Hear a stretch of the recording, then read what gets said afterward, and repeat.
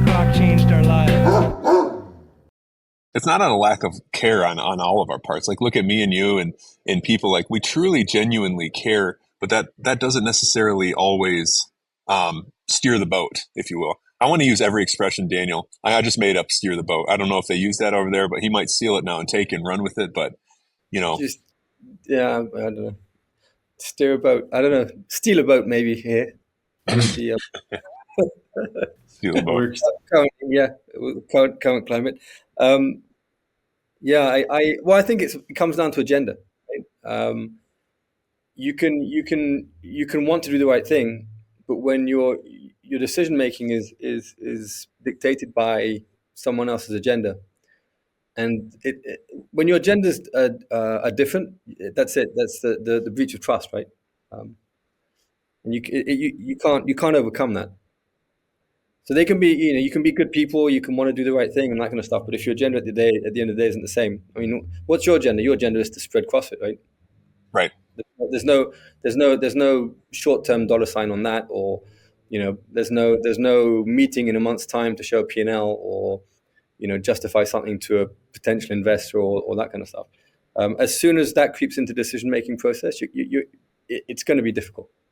Yeah, it mixes something in that becomes tainting of the water, if you will, yeah, right? Like, absolutely. But and then the problem too is what we deal with. Daniel, I've talked to you about this a few times because obviously, are there differences in the States versus other countries? Well, certainly there are, but also the commonality we have is CrossFit. I can sit and talk to Ali and you about CrossFit. I can sit and talk to you about the first time you fucked up a kettlebell swing and it fell out of your hands, and all of these things that, like, we do have these commonalities. So I'm interested the most every time I talk to you is you are one of the easiest people to talk to. Okay. And Tony's going to want to rip into that on your childhood and all this stuff, and I know that. We'll come back. He always does. Our ex-partner. You should talk to my ex-wife. Have a chat. Yeah, I know. He's coming you have those lined up, next week, Chaffey. So we're going. All right. So why do you think? And I'm just asking you based on Americans, then, because a lot of Americans. You do business in America. You're no stranger to us. How come we struggle with that so much? How come we struggle to ask people, to talk to people in the grocery store about what we do, to come to our business? How come? I mean, what do you notice? Well, I think that the American society is a very,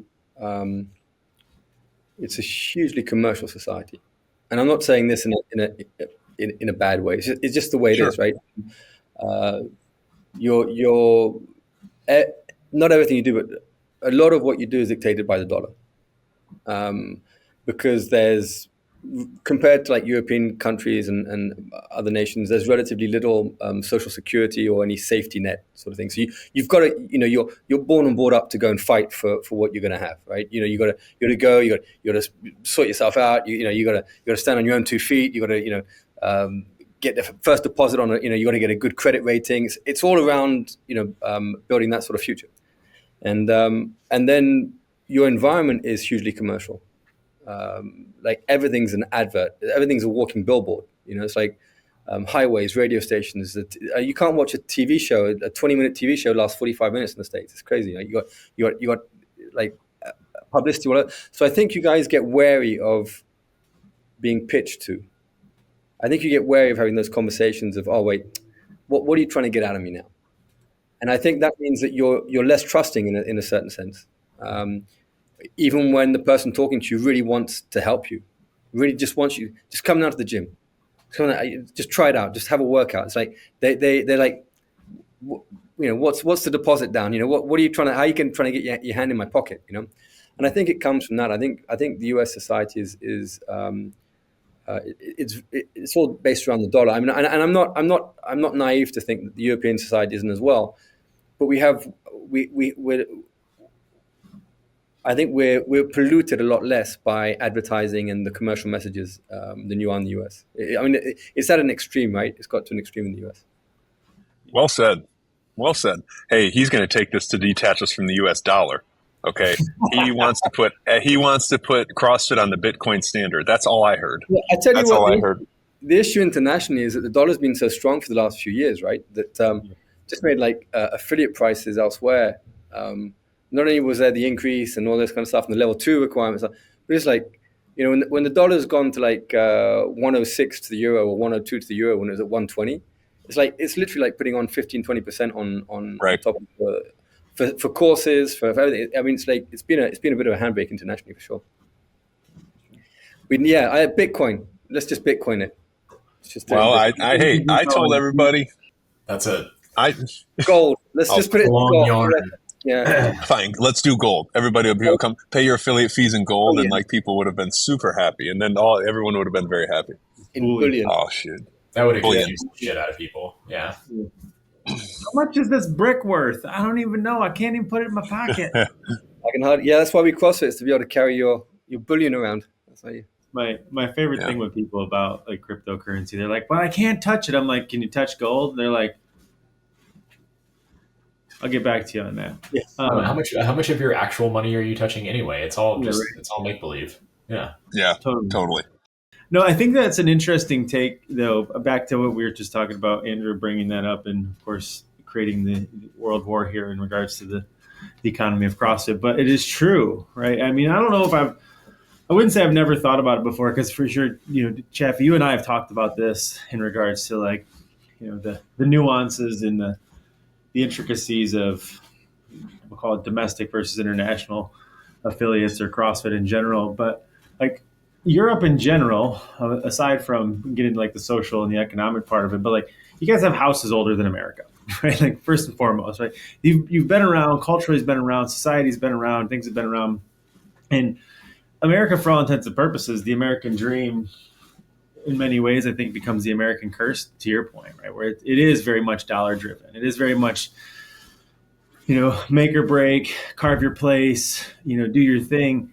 And for sure, as somebody who has traveled relatively substantially, you're definitely pitched to a lot more in America on a regular basis. And I don't really know as though I've ever paid that much attention to like culturally how hard people sell. Cause like I spent a lot of time in Italy. I've spent some time in France.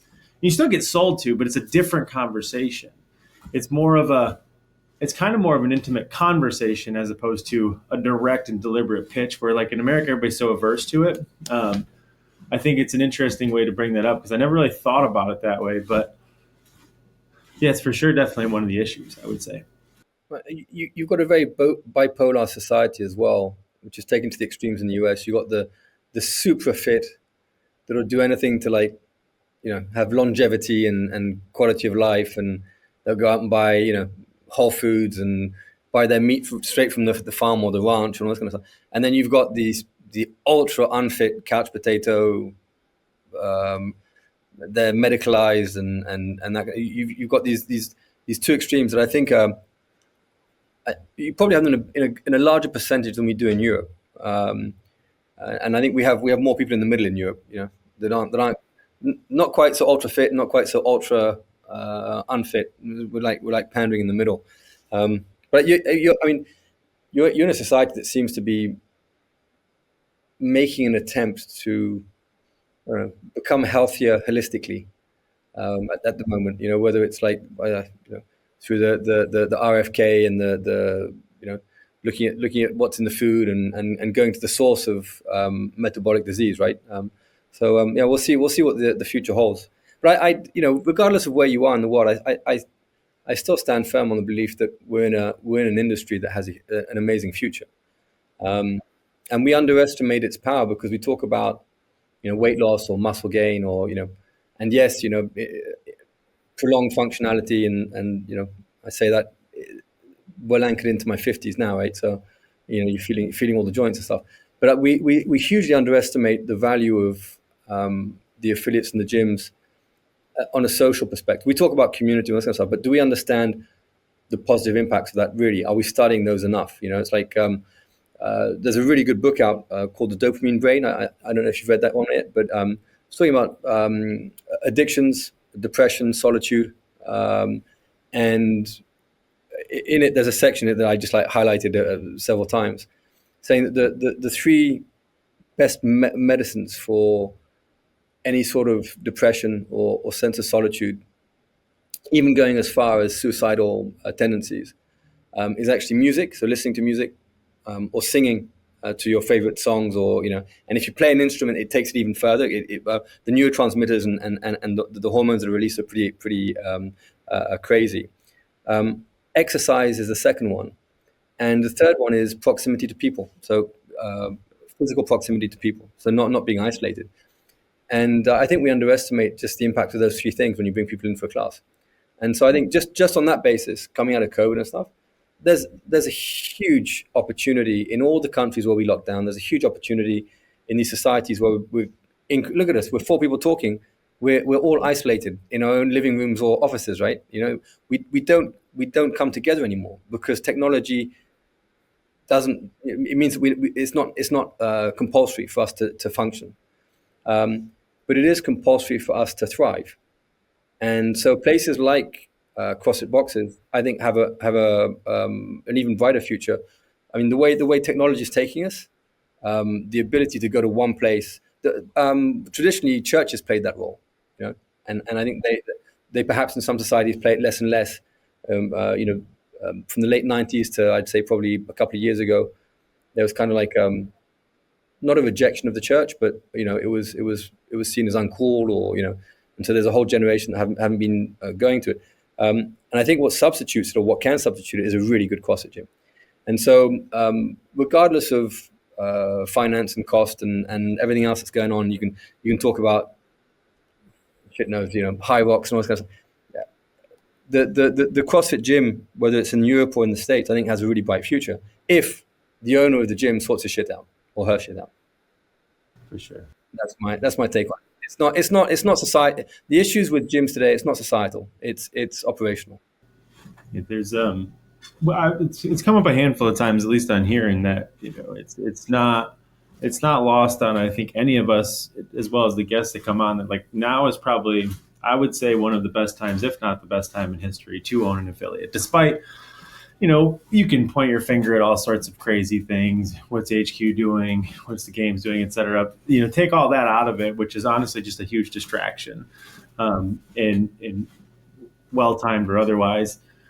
There's never been a time when people, to your point, is that there's never been a time people have craved connection more than they do currently. There's never a time that people have been more aware of health than I think they are now, because we all just got shut down and an agency was taken from us. And ultimately, to that last part, like there's more and more people in pursuit of agency, remote work, side hustles, things like that. And even to that degree, wanting to have control over their health in that same sort of situation. I think they all kind of come together.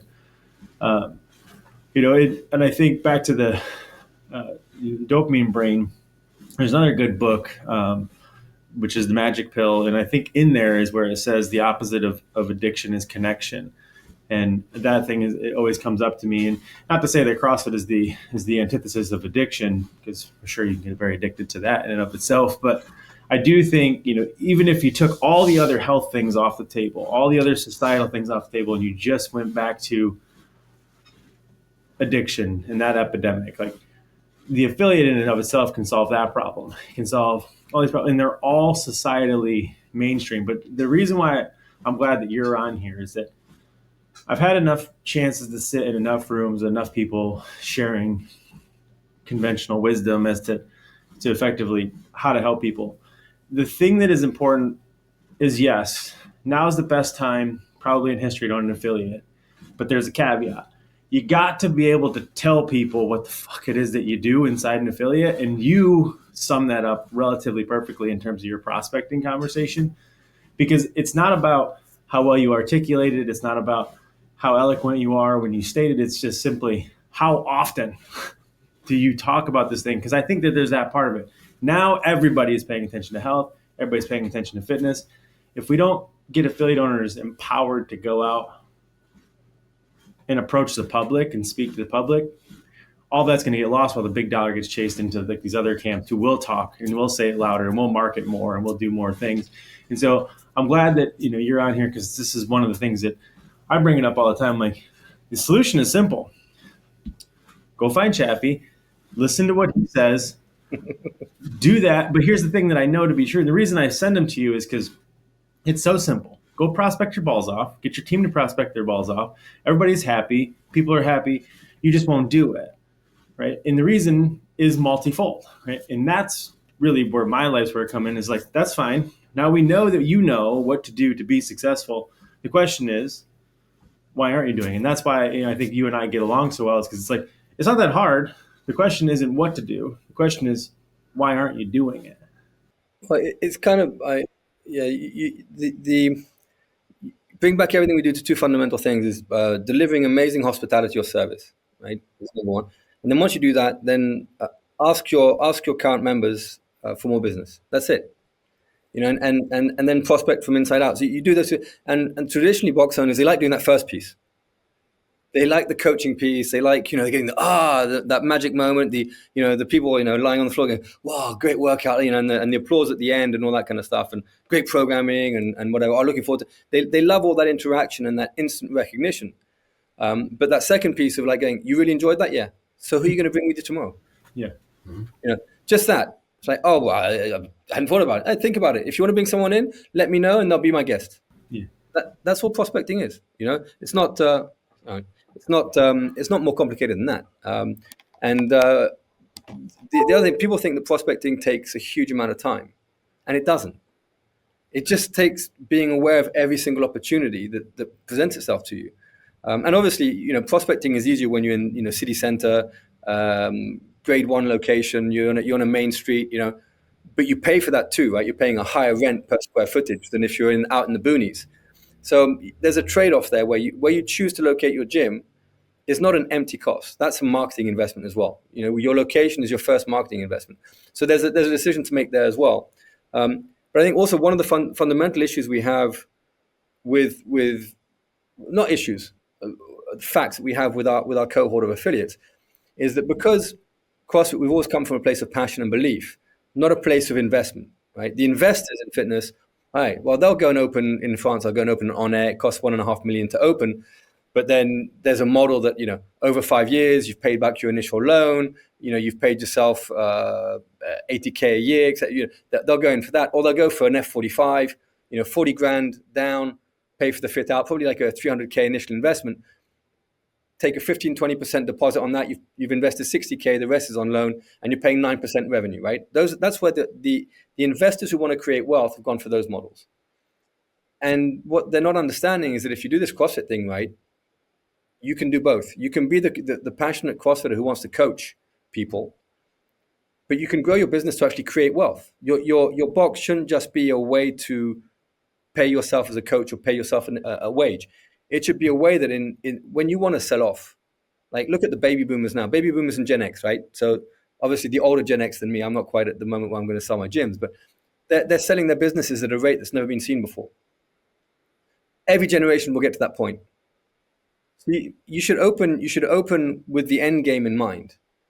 So like in 10, 15, 20 years, when I'm tired of doing this and I'm tired of explaining to the person why we do a heavy day, again, all this kind of stuff, right? Get to that point where you just I want out, I want to give it to my son, I've got to have a plan on that. And the idea is that you create wealth, and that's your retirement plan. You shouldn't, too many of our box owners are owning a gym to pay themselves a wage. That's it. If that. And yes, you should pay yourself a wage, but you should be creating wealth. And how do you do that? Is it 5% revenue growth every year? What do you need to do to get 5% revenue growth? Or even 5% increase in your profit margin? It's not even 5% growth in your revenue to get a 5% increase in profit. It's less than that. It's probably like a 2 to 3% in overall revenue to get a 5 or 10% increase in your profit. So having some understanding of that, you then understand that it's a really good investment. Yeah, I left that word because I know that there are a couple of words. No, it's a good word. Return on investment. What I take from your prospecting speak, what I take when you talk about the prospecting is the return on investment is poor unless you use your existing community for the most part. And I think what you just said is people get distracted and they focus on all these other return of investment things when they don't realize that all they need to do is go up to their existing. When my gym had 20 members, I gave every single one of them a card like this, and I put punches on it. And I said, hey guys, I just want to let you know, if you can just give this card out to somebody you love, I'm going to do a private, 2 days a week with them as a beginner class. That specifically brought me from 20 to 50 members right when we started. So it over doubled. I paid zero. I mean, I paid for the little cards, but like that is prospecting your existing people. I'm not saying that's going to work every time, but if you repeat that and rinse and repeat it, maybe you don't get 100% return, but you get a 70, and then you get a 50. But a 50% return on 200 people is, you know what I mean? So I feel like return on investment's a safe word to say that we're wasting a lot of affiliate owners are wasting their time on others versus just going to their crowd. Do you think that, Captain Chaffey? I do. I think also that they think that prospecting is expensive. It's not. It's very cost effective compared to marketing. Marketing, you're going to take out a radio ad, that's going to be super expensive. You want to take out a billboard, it's going to be super expensive. You want to do, a flyer mailing into all the local post box, it's going to be expensive. Whereas prospecting is, you're saying about like, these are our cards. We give these to all our members, right? So it's a free guest pass. Value is $25, right? When you join, you leave with your member card, and we slip it into your wallet. It's like anyone you're talking to that you think might want, invite them in. And they literally walk in with this, they can book a session for free. And you just hand out these all the year. Every day you're handing some out. You hand out 5 a day, 10 a day. That's 3,000 in the year. You get just 5% of those. That's 150 people walking through the door. You close 50% of those. That's 75. And what does it cost you? It's peanuts. So you can find as you said, very cost-effective ways when you go from your inner circle outwards, and that's how you prospect, right? Because your inner circle are the warmer, more qualified leads, right? They're the ones that live and work near you, and then you go outwards to the less qualified prospects. And also, there's a lack of preparation and planning. Because prospecting, you can't just like go, oh wait, tomorrow I'm going to do this. Oh wait, I haven't printed it. I haven't communicated it. It's like no. We're end of what, April? Okay, May. What's coming up in May? Well, you've got Veterans Day, right? So there's going to be a Mirth coming up. Are you going to do an event around Mirth? How can you activate your members to bring in their friends and family? Do they have any retired service personnel in their friends and family that they would like to invite into the gym?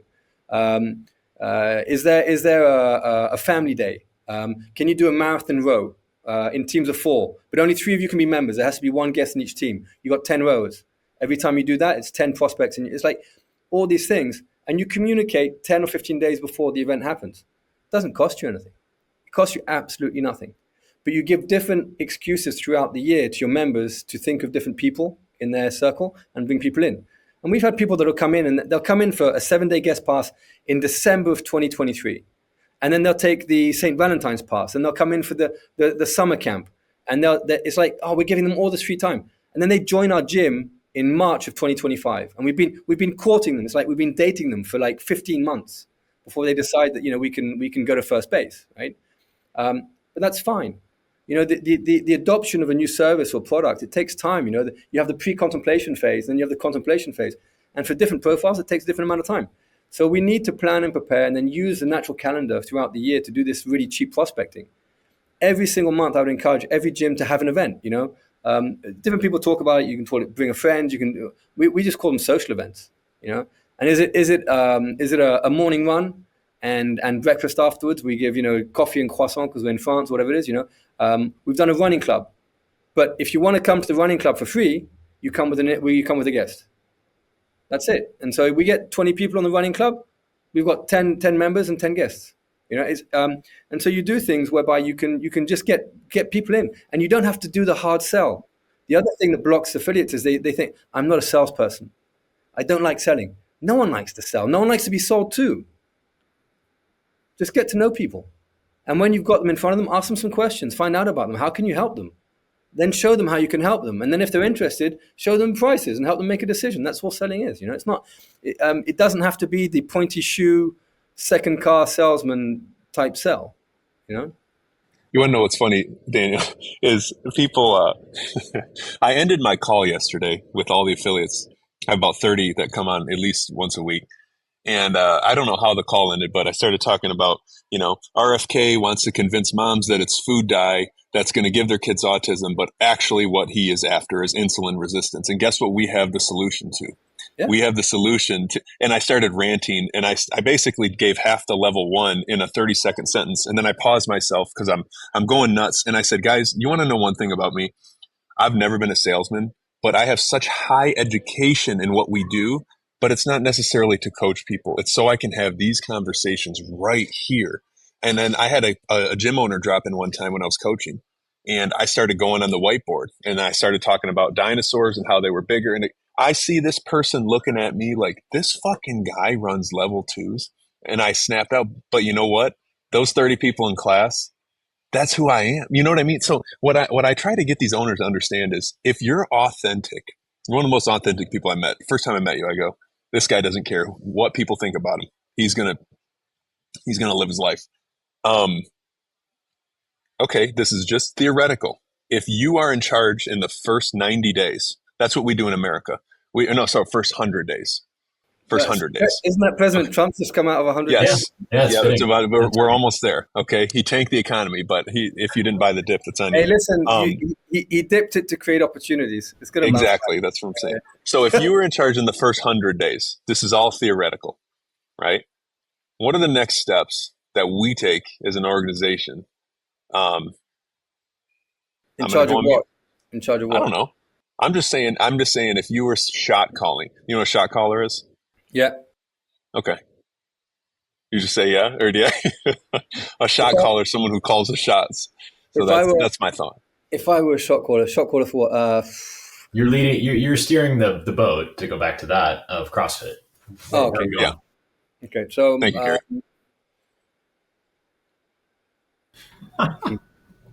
Well, there'd be some obvious things, but listen, I don't care if I piss people off. It's too late in the day. You have to change the culture internally. First of all, you have to improve the culture internally, because everything starts from the inside out. I think everything should be at the service. Literally at the service of the community and of the affiliates. So, for example, a product team or a tech team, they shouldn't be dictating what their priorities are. It should be the field teams who come back and say, this is what we need. And you can't do everything, but you make a priority, and this is what we need, and those need to be the priority. So is that developing a kickback from the open for affiliates? I think it's an idea we've been speaking about for years, right? And it's just like the can's being kicked down the road. Well, maybe stop kicking the can down the road. Well, yeah, but you don't do the open for money. Well, no, you don't. But crikey, those 3 weekends, I'm glad it's no longer 5, because that you end up your team on their knees, man. You work all week, and then you're doing Friday night lights until 2 a.m. in France, and then it's like, poof, and then the guy that couldn't pitch up on the Friday, he wants to come in on a Saturday afternoon, so you're going in to judge. It's like you're fried, So a kickback on that, I think, would be logical. I think that would help open numbers and official open numbers. I still think there are 500,000 people doing the open. Sure. I think that there are as many doing an intramural open as opposed to like the official registered open. I would do that. I would also with regards to the sport, I'd set out a season that's the same for the next 5 years. There'll be no major changes in format, little tweaks maybe, but no major changes. So you can anticipate. And also it's like, competition organizers, the touring pro guys, Copa Sur, and I organize the French Throwdown. It's like, we can't even book a space or a date because we don't know if we're going to be a semi. We don't know if there's going to be a season. So you end up booking something late, super expensive, and then losing a shit ton of money. And then going, I regret doing this. And it shouldn't be that way. Everything should be done as a win-win situation. It should be something that embellishes CrossFit. So CrossFit benefits from that, but that everyone that's involved is surviving through it, right? I would do different things with the affiliates regarding pricing. I think there would be something to do with what we penned as legacy affiliates who went from less than $2,000 up to 2,000 and then up to 4,005 this year. I would do something there. But it all depends on who owns it, and it all depends on what their agenda is. Again, if your owners have a different agenda to what the field teams want to happen, as a field team, your hands are tied, right? So you have to have an owner that's aligned with the long-term plan of saying, hey, we're in this for 10, 15, 20 years. We're not in it for a flip. We're not buying a cheap condo to flip it in 3 years. We're buying an amazing mansion house with huge grounds, and they need love, they need TLC for the next 15, 20 years to make this the best right? In this US, the best ranch in the world, right? That sort of approach. It's a long-term game that needs to be played. I believe, anyhow. I think the short-term VC private equity approach is, by its definition, at odds with building a long-term community. So would I get involved? It would depend on what the project is and who it is. I would look at affiliate education as well. I'd wrap that in as well into the affiliation fee. I would localize prices on seminars around the world. We're coming back to the value of the dollar. It's made it's like double the price of seminars in Australia in the last like 2.5 years, right? You're saying with seminars that means if we're trying to get, like, say, I have some very poor areas in my region, right? I mean, not to other countries, but so a seminar might cost less going there. Yeah, I mean, you have to. My dream scenario is an owner comes in and says, "Hey, we're in this for the long term. We just literally want to go from being 3 million, 4 million people doing CrossFit to, I don't want to put a number on it because I think putting a number on it is like limiting it, right? We want someone doing CrossFit at every single dinner table on the planet. Okay, love it. Well, and that's the goal. It's like you can run this at $0 EBITDA or $1 EBITDA a year. Just make sure it's growing every single year. That you're making the affiliates increasingly successful. You make the games the biggest spectacle on the planet. Our education is second to none, and maybe the level 1 and the level 2. I don't believe in the methodology is fantastic. I'm not talking about changing the methodology, but I mean maybe the actual seminars and how they're delivered need refreshing a little bit, and we need to come back to the hospitality piece on seminars and creating that community as opposed to just delivering seminars. I think for the seminar staff there needs to be something as well, because increase the seminar staff to the point where I don't know that a lot of the seminar staff are getting enough gigs in order to be fully satisfied. But also I would encourage anyone involved in sharing CrossFit to actively work in a CrossFit gym. I don't understand. I think it's there's a lack of credibility if you're pitching up on a weekend to teach a level 1 and level 2, and since your last seminar you haven't even been into a gym and coached a class. I think that's how would you? Yeah, it's hypocrisy. Hypocrite. If you don't use it, you use it. Yeah. Especially for those folks that are going out and doing a seminar or anything. Like if I don't coach weekly, I'm like, ooh, I gotta study the lesson plan and like talk it out in my car on the way over there, or I'm gonna be pretty dry. Yeah. I mean, that's we talk about demonstration, right? It's one of the 6 qualities. That is absolutely about being you have to coach as well, or even at least be a head coach, give feedback to coaches, be involved on a daily basis. Some of the other things I'd look at would be a head office, a physical head office. I think it's very hard to build a culture. I think it's very hard to build an excellent team remotely. I think it's slow. It's kind of, oh yeah, we need this. Oh yeah, well I have my 1-to-1 on Friday with Chris. I'll speak to him. It's like, right. If you're in an office, you'd stand up, you'd knock on his door. Hey Chris, and then boom, this momentum. And so I think losing the head office in Scotts Valley, now with hindsight, was a bigger loss than we thought at the time. We just thought, oh well, we don't really need the studio, we don't really need this. I think CrossFit HQ should have an exemplary box that's open to the public and is run by some amazing coaches, and the team at lunch break they all stop work and down tools at the same time, and you go into the same class and you sweat and you high five and you live it together, and then you go and have your lunch together and then get back to work and you know what you're doing it for. And all of that exists. Yes. Yeah. So there's stuff from the past that I think should be resuscitated, and I think you need to evolve other things.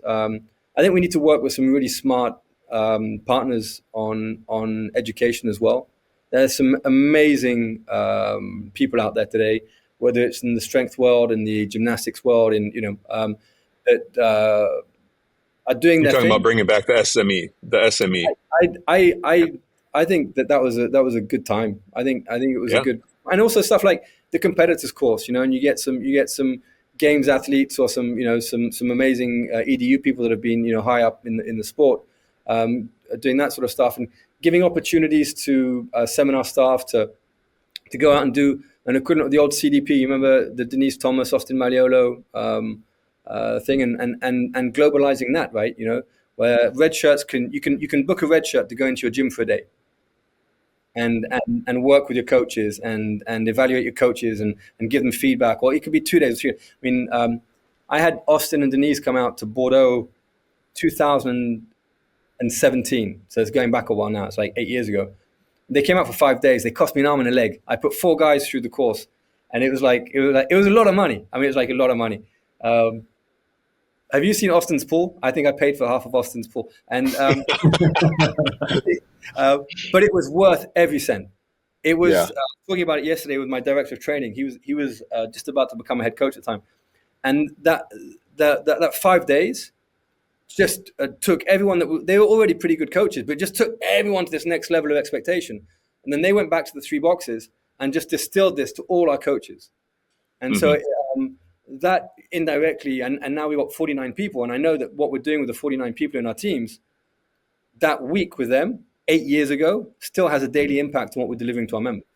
And so those sorts of courses, I think, should be available around the world. And so, do we need to develop that sort of curriculum and then pass that out to seminar staff? And then the seminar staff can run it themselves. But we need to give opportunities to these wonderful EDU people that we have on the team, I think. So yeah, just some of the ideas that if ever I were at the helm of the speedboat, I'd call it, not an oil tanker. I'm going to say this then, because there was something discussed amongst us, and I want to just run it by you. Chris Cooper kind of took a shot at us. Not afraid of him. I'll fight anybody, Daniel, you know that. But anyway, he actually brought up a good point. What if the games looked like a festival that was all based on community? That instead of us paying 2 athletes $1 million, whatever, that it was, oh, hey, you want to go do, a bunch of Concept 2 stuff over here, sign up. That it's a fitness festival with music playing, people drinking beer, hanging out. There's little micro events that you can sign up for. You can bring 30 of your members over there. They're each paying 15, 10, 5, 20 bucks to go do the Olympic weightlifting thing with Bergener. Oh, there's a competition for it over here. Oh, guess what? Who has the best Cindy score? Guess what? There's a Cindy marathon going on. All the while, we're getting, influencers there to play music. People can market, they can buy shit, and we can produce the Olympic village of fitness festivals again. What do you think about that? I think it's a really good idea. I mean, I don't think it needs to be one or the other. I think you can do, for example, you can do the festival vibe during the day, and then say at 4 p.m., everyone into the Coliseum or whatever you want to call it, and we're going to see the best on earth throw down for the next 2.5 hours, and they'll do 2 or 3 workouts in a relatively small time frame, and then during the day you've got bands going, you've got some EDU stuff going on, you've got challenges.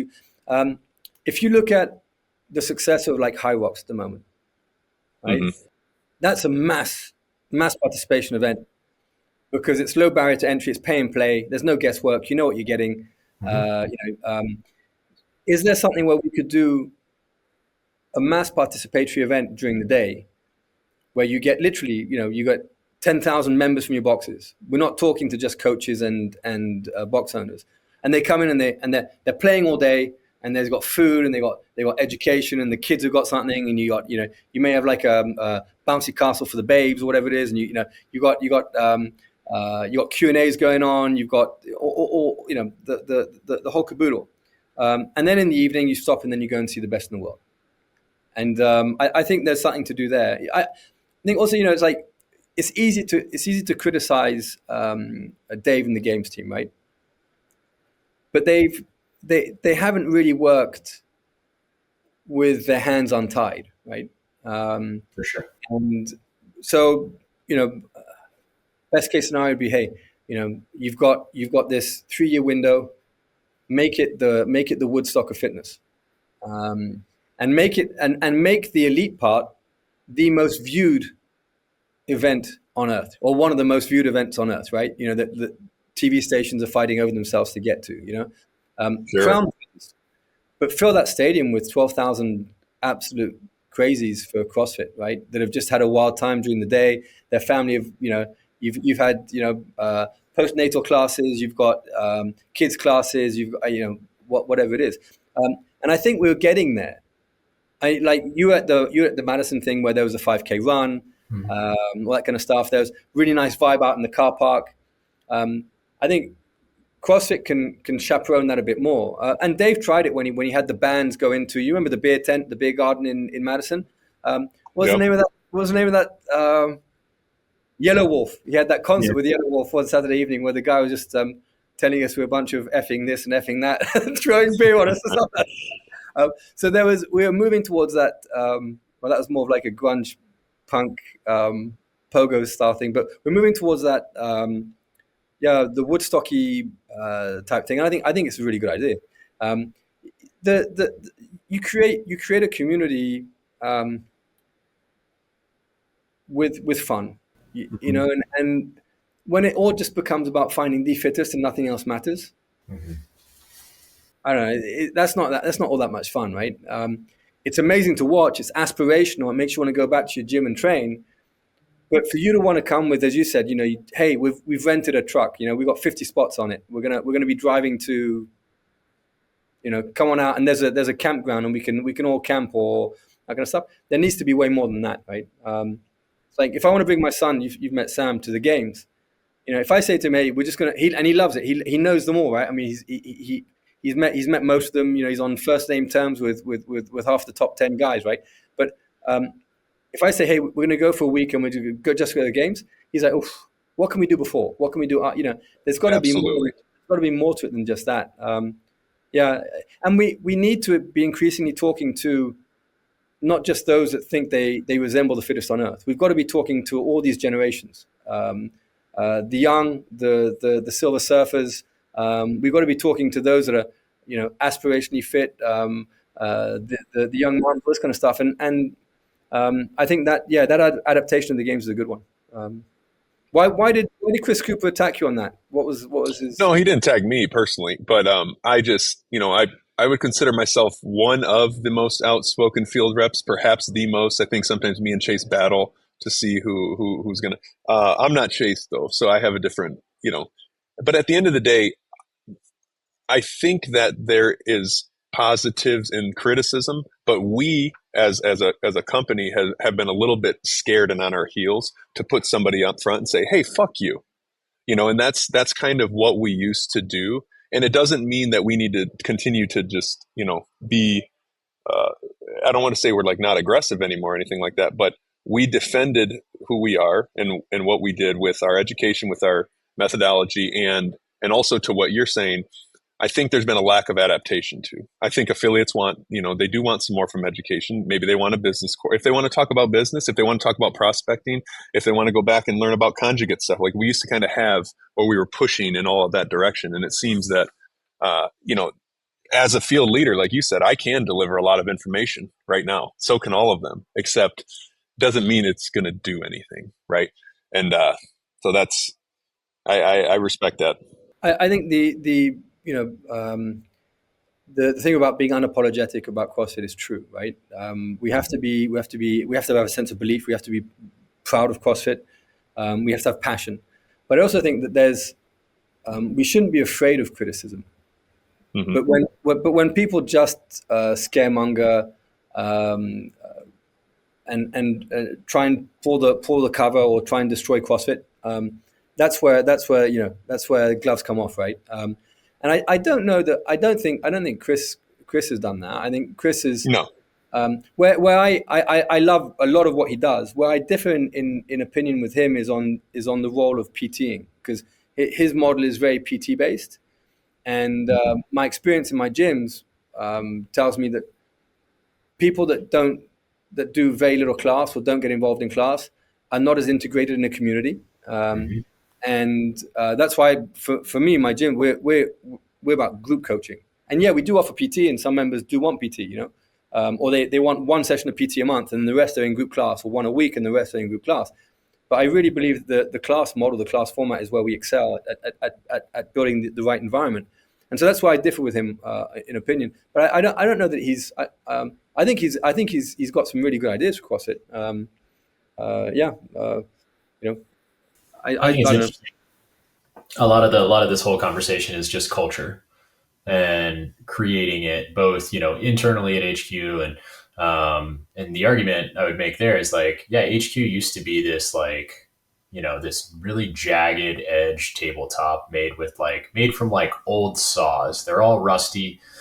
And now somebody's come in and put the plastic caps on everything and it's baby proofed. Like it is like, there's not a jagged edge. There's no plastic capping our mate here. He's got a big mouth. You can't plastic cap that. Him and Chase are. There's a few, like, you got to hit it from the right angle and maybe you'll get cut, but for the most part you're going to leave with a bruise at best. It's a smooth edge now. Yeah, because it comes back to who owns the company. Yeah, absolutely. If you've got an owner who's just, and I'm not saying this is the case, but if you have an owner that is just all they care about is share price, then they care about reputation. They care about not making waves. They care about no scandal. They care about all this kind of stuff, And I mean, we came from a background where it was our founder who was creating the waves. He was the one who was like, oh yeah, this Facebook guy, disagree with him about what he's doing with data. Yeah, screw social media. We're off. Every CrossFit. But does what Greg did in creating a common enemy, NSCA, Gatorade, Coca-Cola, you name it, like, right? The entire community had a common enemy. Yeah. And so there was way less infighting. The people were on the message boards. Like there was like that. And I'm not like glory daying this thing. Like there are good changes that have happened for sure over the past, 8-10 years. But that piece of it, that now there's no common enemy. And so the enemy is now within. And people, so I think a lot of the affiliates can look back at HQ and like, sadly, like, it's like, damn it. Like now when HQ, something happens, people are jumping off that fence and they're like, yeah, I'll figure it out on my own. And I wonder just how much of that common enemy piece really like makes a difference to them, that they don't feel unified. The entire community doesn't have that one thing that they're. Yeah. Well said, Cary. I don't know that the members in the box worry so much about the common enemy. 100%. It's not them. I think the affiliates would be the first ones concerned with that, right? Yes. And should our common enemy not be just metabolic diseases, right? That should probably be the common enemy. And I think the power of Greg was that it was the founder of the movement that was the main speaker against it, right? So he could carry the flag. It was like, you got Nelson out there, with his flag. He's got bloody arrow in his eye, and he's out there in front, and you can only inspire the soldiers when you're out there taking the punches, right? So I think that was one of Greg's biggest strengths, or is one of Greg's biggest strengths, is he's ready to carry his own battles, and that was pretty. When you look back at it, it's pretty exceptional, right? That period in time and what he was doing. It's just there's a point where I think he rubbed up the wrong way so many people in a time where social media became so important during the lockdown and all this kind of stuff, that it just came. It was like the perfect storm, wasn't it? It was I don't know if you already had this topic, but it's like, absolutely crazy. And people were losing their heads. They look back and they go, my God, I actually wore a mask. It's like, what was I doing? I actually got a jab. How could I do that? I got 2 jabs. What was I thinking? It's like, so we kind of lost our heads for a moment there. And we lost this talisman, the Glassman aura. And you can like or dislike him. And personally, I like him. And he's actually coming to France tomorrow. He's arriving in France tomorrow, so I'm going to be seeing him tomorrow. I'm looking forward to that. Yeah, he's on holiday. And I think we miss that. We miss a very emblematic spokesperson to say, this is the enemy. Yeah. And this is what we can do about it. And when I say we, it's we, the affiliate owners, and we, the coaches. This is very palpable. This is stuff that you can have a direct impact on daily in your box, And just relating back to the knees out to the meta, it's like making that link. between the actual physical coaching of a session to combating all these diseases that are destroying our societies, right? I think yeah, we missed that. That's not and that's not an easy thing to fix. Yeah. They're two different eras. It's essentially, Greg's era for the most part was playing infinite games. This current era is playing finite games, right? And like at the core of an infinite game is essentially to perpetuate a just cause. And I think for all intents and purposes, Greg kind of created a masterclass in that, except for that and I think this is the balance that we're seeking in hopefully what becomes era 3 or version 3 or epoch 3, which is one of the pillars of a just cause is that it's got to be for something, which I think we all felt like we were. But a rule of that is that it must be for something, but not against something. And Greg rallied the just cause a lot against things, which is really effective. And I think we did a really good job, but that's ultimately what ended his ability to play the infinite game and keep playing was because the very thing basically threw him out, right? He ended up getting canceled, kicked out, ostracized, etc. But the power of what he created was very apparent in that time because not only did, the just cause essentially oust the owner and keep itself moving, it did a pretty good job until essentially ended up in new ownership. And they said, hey, let's play finite games for shareholders as opposed to let's play infinite games for customers and providers. And so I think that, everything that you're talking about is spot on. And I would love to see it too, which is kind of a return back to that open source, just cause, infinite era that was CrossFit when like we gave more access to more stuff. We didn't gatekeep and sell things. And we tried to give more things away and share more things and essentially change the world and perpetuate this noble pursuit as opposed to like, hey, can we sell that? Can we sell that for more money? How much can we charge for that? And there's nothing wrong with making money. And now I think we'll have a time when affiliate owners will be very aware of like what a finite game looks like when you've lived in one and an infinite game looks like and how both can actually make money and how money is not bad, but money is necessary. But if you're not careful, yeah, it's going to trip you up and it's going to guide. The tail is going to whack the dog. Well, I'm hated by a little bit of them only because of this. Like I started working I was a young man. I was 23 maybe. And I've done 300 seminars. Yeah. I feel old as shit. Yeah. Bro. But at the end of the day, this is the statement. Hopefully Jay clips this at one point. You can do good and do well. Yeah. Say that again. You can do good. You can do good for humanity. You can do good and you can do well financially. And I think that the do good for humanity was what he would run through that by any means possible. There is research out there that does state that it is okay to we can talk about calories and it doesn't mean we're funding big sugar and vaccines and shit like that. Like, but at the end of the day, if you would have told that to Greg right now, he'd be like, fuck off. It's all about carbs and couch. And like there's a fine line there. There's some people who left CrossFit who are some of the smartest people I've ever met and still will be to this day. I'm thinking of one in particular where if I talk to him or her about nutrition, it's a no-brainer. Hey, don't you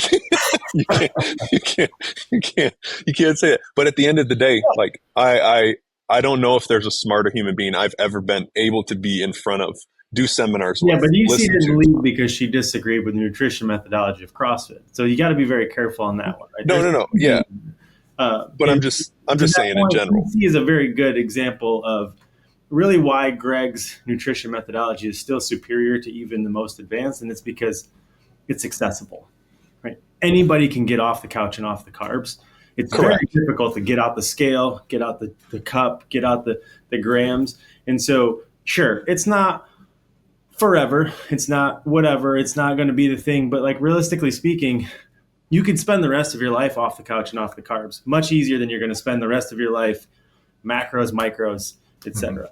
EC hit the fucking nail on the head because she's a fucking genius, right? In all of her long femur genius, because like she hit 800 grams, right? Mm-hmm. And that can do both. You got micros, you got macros, and you got fucking forever. So she hit it because she grew up in the ecosystem. Because I think, not to take this away from you, Andrew, but like the point of what Greg gave all of us was the ability to be eloquent, he gave us the ability to take something ridiculously overcomplicated by design because of the industry and be like, hey, how about if we just fucking make it simple?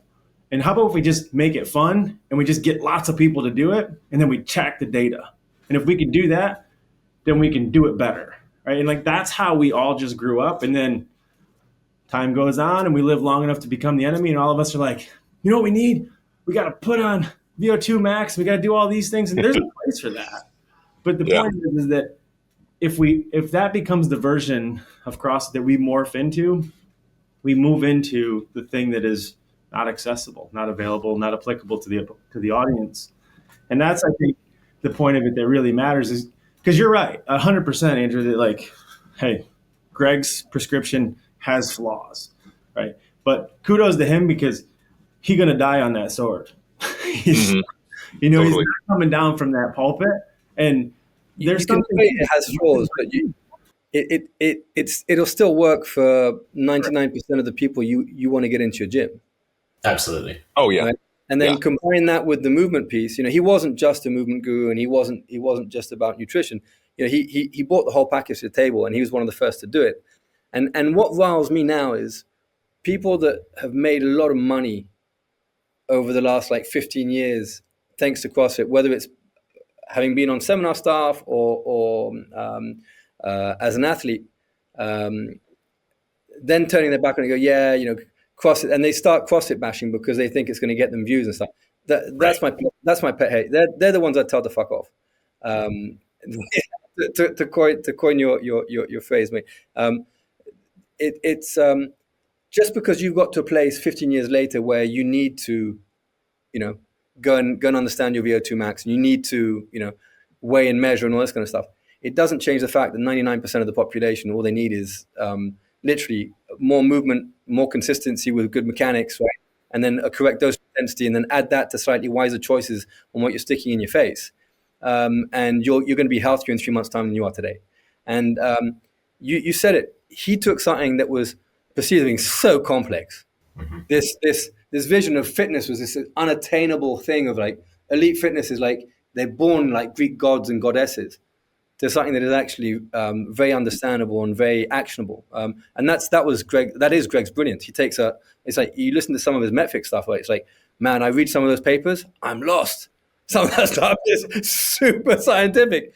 But Greg will in 2 minutes, it's like, I feel like I can understand the most complex theories. And I think that's his power, right? That's his superpower. Mm-hmm. Yeah, and I dove pretty deep into those as well, and because it reminded me, I have a past life of ex-phys, and like ultimately what we're looking at is increasing.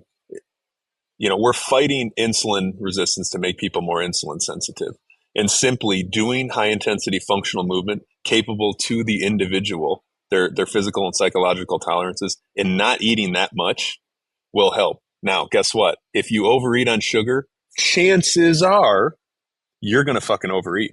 So let's eliminate this one. Now, it's not a definitive. We do have proof and evidence, but more than likely, exactly what you said, Daniel and Tony, for 99% of the population, if you sit here and put sugar in your face, you're going to eat more. You're going to want to eat more, and you're going to suffer the chronic disease more. So it's like we're in a crazy time. I can't wait to see.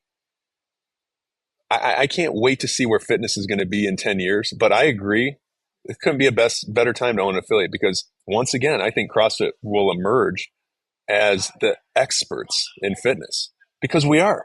Everything else came from us. We just got too busy infighting that we stopped projecting out of the community. So now we just point at each other and talk shit and take jabs. Yes. And all these things, but like we've never stopped being the experts. We just forgot it because people stopped listening because we stopped talking about it. But like all of Chaffey's suggestions, I love, because there's essentially two eras in health in life, and it's pre and post CrossFit. Period. 100% end of discussion. Like there's 2001 and before, and 2001 and after, right? And like even wherever this thing ends up and it disintegrates and dissolves, there will always be pre-CrossFit, post-CrossFit. And really what that was Greg came in and said, hey, I'm going to give it all away for free, right? The journal, the forum, the .com, everything was like, because fuck you, that's why, right? Because what doesn't make you valuable. And that's what built the first 15 years of CrossFit, and then all of a sudden the games came and the experts came and the clout chasers came and the people who saw an opportunity and they said, hey, I'm going to gatekeep this information. I started selling programming, started selling these things. And like, we modeled, the community started to go back towards it. And then HQ kind of followed it under new ownership. And so all of your suggestions are spot on. Let's get back to being the world's greatest training program, because we are. Let's get back to being the world's greatest training methodology, because we are. And like, those are our core products. Right? But that's what we are. We're the education people. Yeah. And we've kind of lost what you're saying, because it's like when the conversation's around, what can we monetize? That's the wrong conversation to have. Mm-hmm. Yeah. Like, what information should we be getting to our affiliates and them to their coaches to be distilling that to their members, which will then help them grow their membership base and be, that's the conversation that needs to be happening. So that culture shift has to happen, but it will be led not by whoever's, steering the ship. You said it'll be led above all by who owns the ship, Correct. And what they want to do with the ship and where they want to take it. And if they're saying, well, hey, this journey is a long journey, we don't need to go full throttle. Mm-hmm. We can go cruise control, enjoy the journey, have fun, make sure that everybody who's on board is super passionate about this journey. If not, they can get off, throw them in the water, right? That's the first thing, right? Mm-hmm. And then you're saying about you said earlier, it's like, I have all this information. I know that I have this education. Well, that's what every single affiliate should be able to say. Absolutely. And so that's also we should be baking into the affiliation. We should be baking into, is it reductions on courses? Is it a free course every single year? So that within like the next 3 or 4 years, you can do, your level 1, your level 2, you can do some specialty courses. You can then study for your level 3. And then all that over time is playing in favor of growing your affiliate. The other thing I didn't mention is I think, honestly, we need to be a conduit for affiliates to be successful, i.e. to grow their wealth. And part of that, I believe, that not enough affiliates own their gyms, as in own their spaces. And why? Because not enough affiliates can possibly raise the funds for it. And so I think with the right ownership, that should be something that should be looked at. Is it like, hey, I hate talking about McDonald's because their product is what it is, right? But their business model is a really smart one, right? Where they own all these locations, and I'm not saying about owning the location. We want our affiliates to be creating a legacy and this wealth, right? So how could we facilitate them in owning it? Is it part ownership? Is it a loan that they pay back over time? Is it, do they have to show, I don't know, they've been in business for 3 years, they've been with us, they're a 5-year affiliate, they'd like to now go and move to another location that's bigger. How could that be done? Well, you're going to need an owner who's got some relatively deep pockets or means to facilitate that. But I think that's one of the keys to you were saying about, does this thing disintegrate? I think it only disintegrates if the affiliates disintegrate. Correct. Mm-hmm. Well, it's only ever been the affiliates, right? Like that's always been. Yeah. So the question is, how do we help the affiliates be super successful? Because you're saying about you can do well and do good, right? Yes, I love it. But you can only do good for a very long time if you're doing well. Mm-hmm. Correct. Because if you I have these calls, Daniel. I tell them, hey, we need to own your spot. How can we do that? I've brought business bankers on, completely outside of CrossFit, who specialize in SBA loan just in a certain state. And like those are, I know that's not that fun, but guess what? When those people tune in and actually understand, hey, I can create my wealth journey by doing good with my affiliate, by showing up every day, by caring about my members. And then guess what? I pay down this mortgage every single month. And then one day this building is mine and I don't have to worry about it. And then I have this asset and I continue to do this. And then I hand it off to my son, or whatever it is you may say. Or if it's talking about investing, hey, some of these affiliate owners don't even know how to pay themselves. They don't know anything about taxes. They don't know anything about the medical society. They don't know that they can actually do healthcare. So I mean, all of these things, if we educate them, it doesn't mean that we're trying to tell them what to do. But Daniel, here's my question: is we run into the issue of them fearing of a franchise thing. But what if a new owner brings products more on hey, this is something that we can bring to you less expensive because it's in our book. Case in point, like if it was a membership management platform or if it was a tax service or something. Well, you don't have to use this, but we have vetted them and they're on the mission with us. That's why we can offer you this for $30. But guess what? We don't care. You don't have to use it.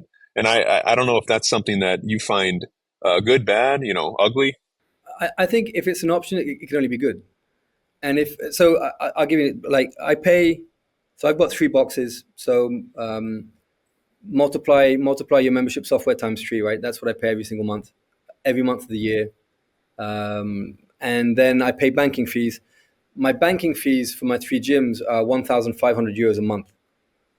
So that's 18,000 euros a month I pay to the bank to take in the money, rejects, all that kind of stuff. 18,000, right? Insurances, how much do I pay on insurances? Shit ton of insurance, right? Whether it's for coaches, whether it's for the premises.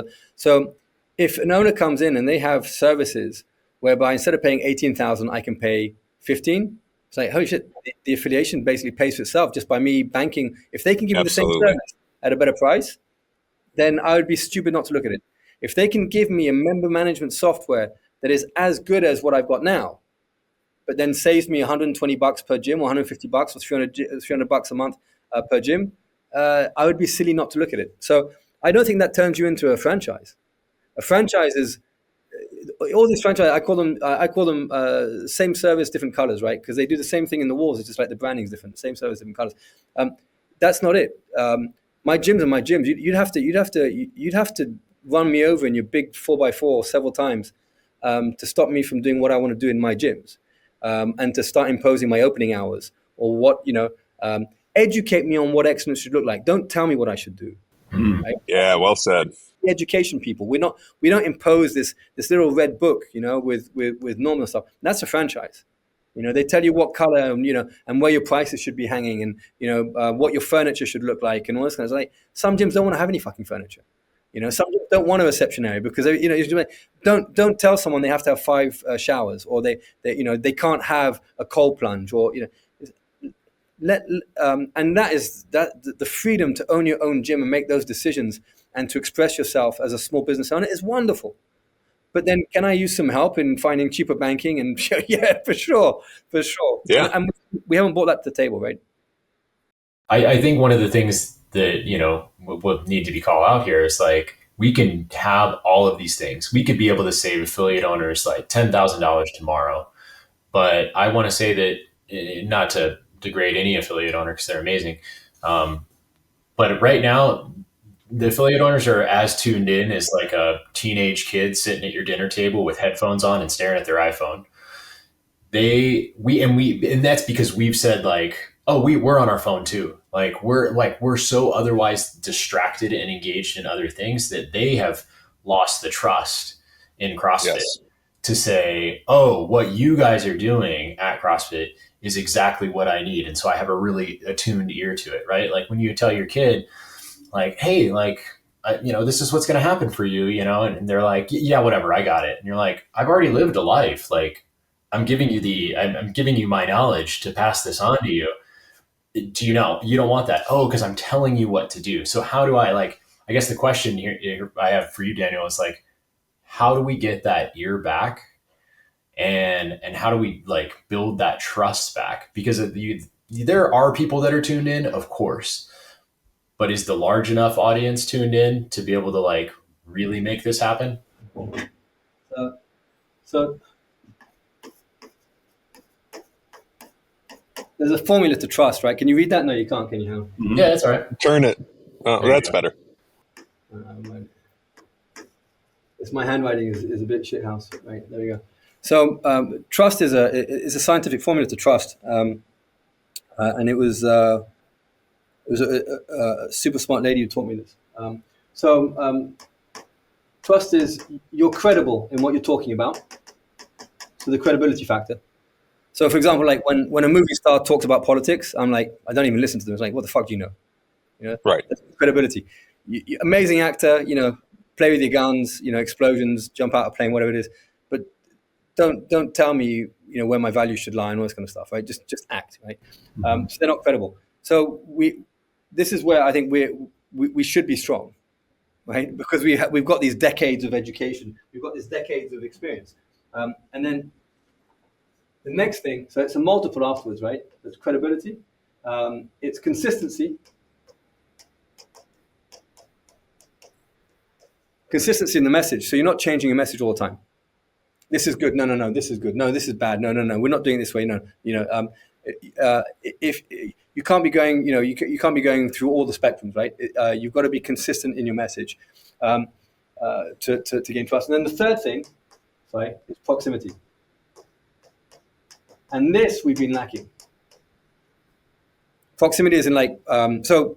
Some people take social media as, oh, I know him. What a really nice guy. Oh, have you met him? No, I've never met him, but I follow him on Instagram, right? So they have this perception of proximity through social media, when really the best proximity is what?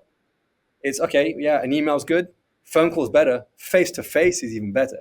Right? And this is where I was at odds with, oh yeah, we're doing online courses. Okay. For the judges course, I can understand it. For the dumbbell course, I can understand it. But for a 1-day course or 2-day course, you're literally taking away that proximity piece. Yeah. And then all of this, so if you multiply those, that creates trust. What destroys trust is what we've been speaking about, is when you have diverging agendas.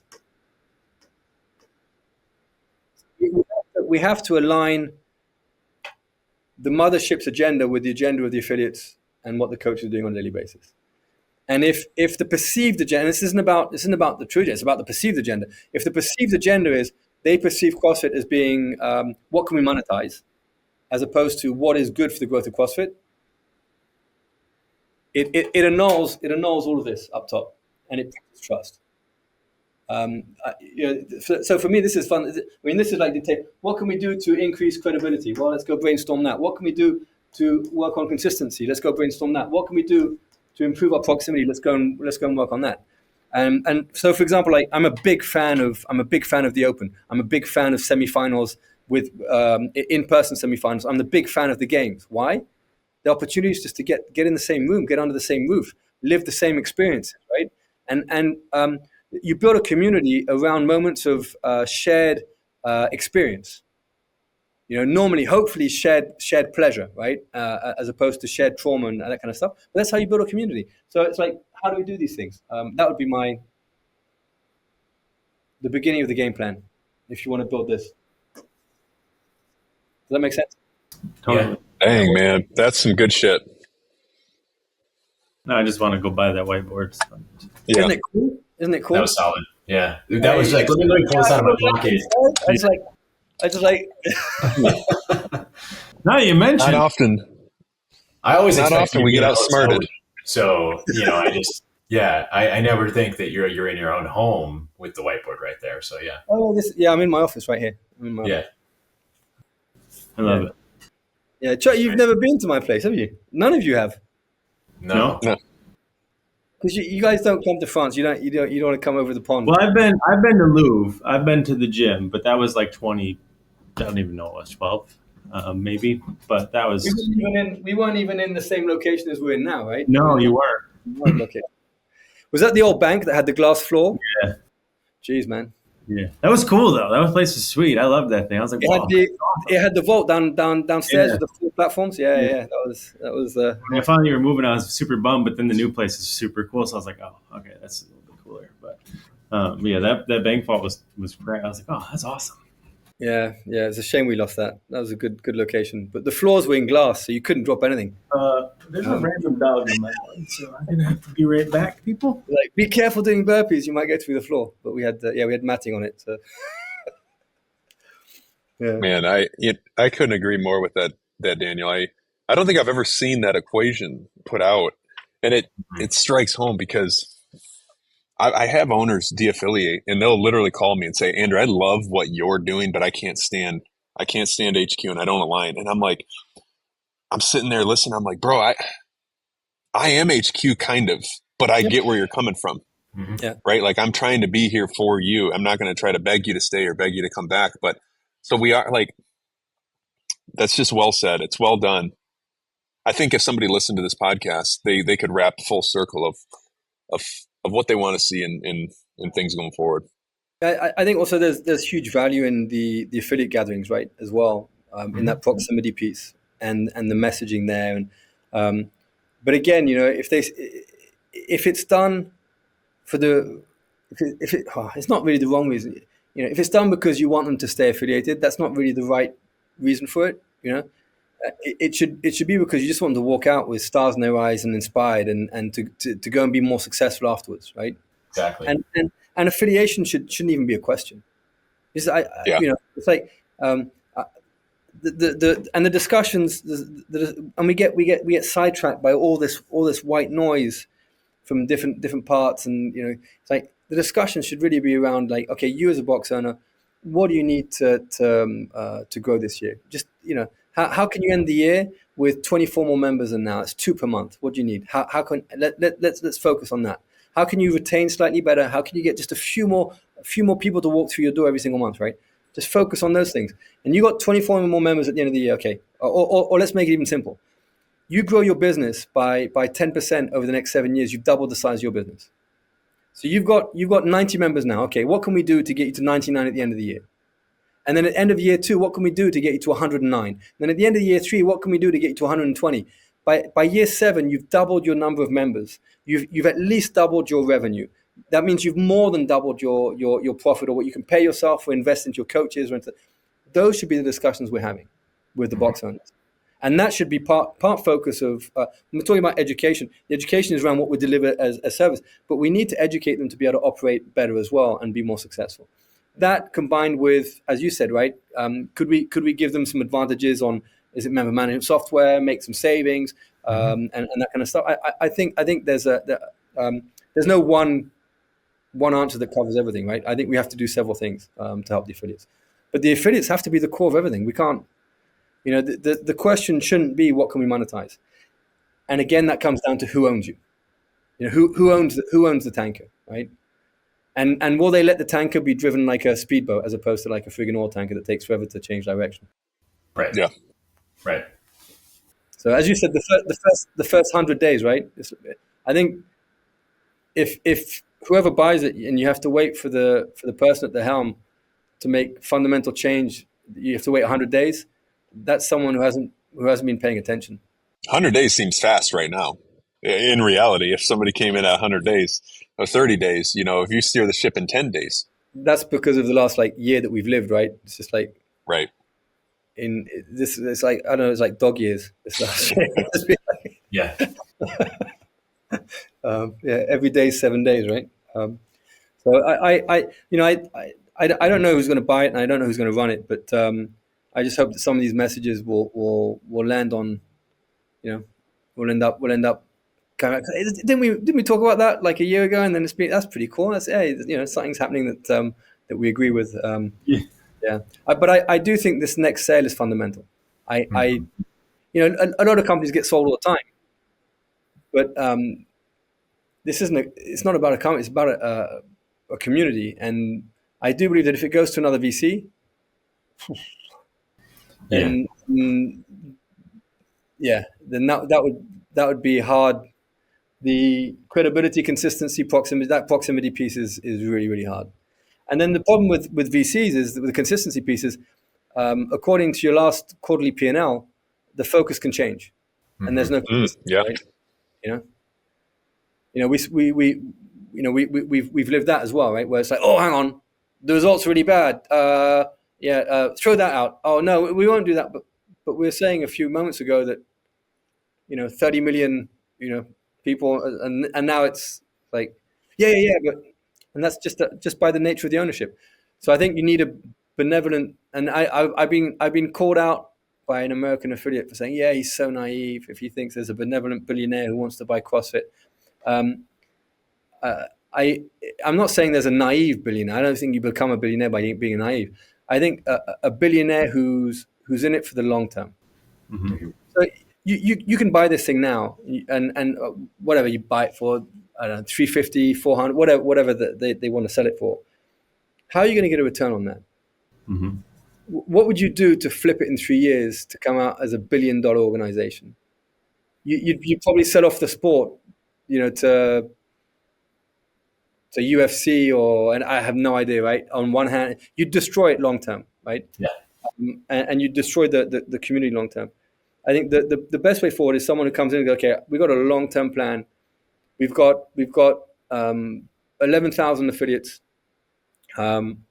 Maybe in 5 years' time we still have 11,000 affiliates, but these 11,000 affiliates are so successful that each affiliate is in itself $1 million organization, and they're creating wealth. And so you'd rather die owning a CrossFit gym than lose it, right? You create that sort of ownership, and each of those gyms have doubled their membership and can serve. You've doubled the number of people doing, or you've added 7,000 affiliates in Africa, Asia, Latin America, where we have very low penetration, right? So you've actually moved to 19 or 20,000. Well, then the owner could possibly say in 5 years' time, well, actually, yeah, we can do a soft exit, or we can sell back to affiliates and staff, and start with level 4 coaches and go down to level 3 coaches and go down to level 2 coaches and level 1 coaches who can all buy a piece of this thing. I think that would be the smart way for a benevolent billionaire to have a really good return on investment.